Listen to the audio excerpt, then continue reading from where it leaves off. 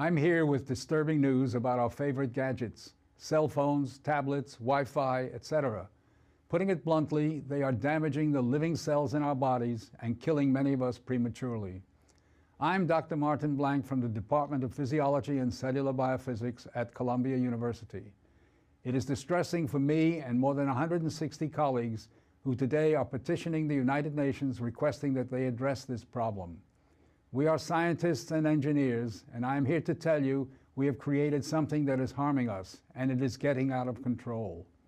Before Edison's light bulb, there was very little electromagnetic radiation in our environment.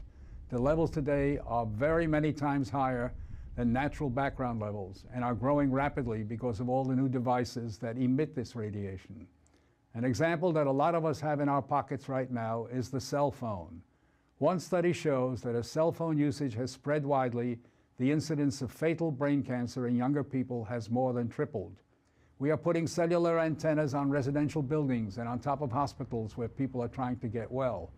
Wireless utility meters and cell towers are blanketing our neighborhoods with radiation.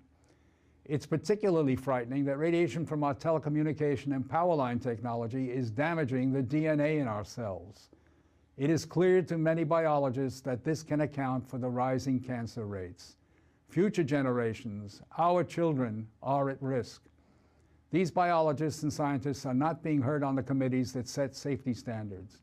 The biological facts are being ignored, and as a result, the safety limits are much too high. They are not protective. More protection will probably result from full disclosure of possible conflicts of interest between regulators and industry. Rising exposure to electromagnetic radiation is a global problem. The World Health Organization and international standard-setting bodies are not acting to protect the public's health and well-being.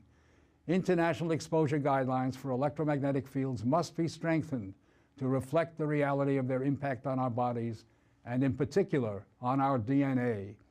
Although we are still in the midst of a great technological transformation, the time to deal with the harmful biological and health effects is long overdue. We are really all part of a large biological experiment without our informed consent. To protect our children, ourselves, and our ecosystem, we must reduce exposure by establishing more protective guidelines. And so today, scientists from around the world are submitting an appeal to the United Nations, its member states, and the World Health Organization to provide leadership in dealing with this emerging public health crisis.